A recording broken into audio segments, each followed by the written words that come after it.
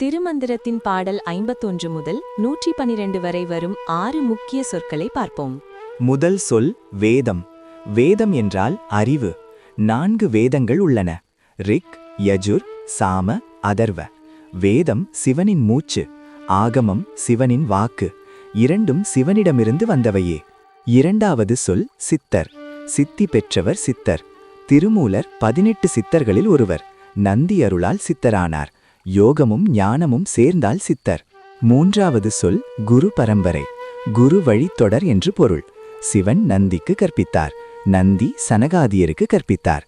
அவர்கள் திருமூலருக்கு கற்பித்தார்கள். குருவின் அருள் இல்லாமல் ஞானமில்லை. நான்காவது சொல் சக்தி. சிவனின் ஆற்றல் சக்தி. சிவன் நிலையான உணர்வு.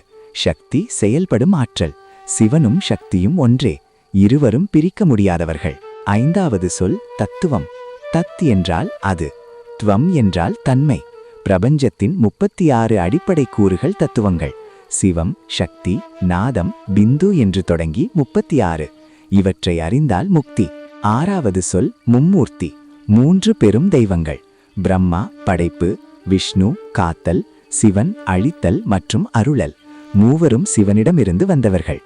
மூவரும் சமம். இவை பாடல் 51 முதல் 112 வரை வரும் 6 முக்கிய சொற்கள். இந்த சொற்களை புரிந்தால் திருமந்திரம் எளிதாகும். ஷேர் செய்யுங்கள். ஓம் நம சிவாய.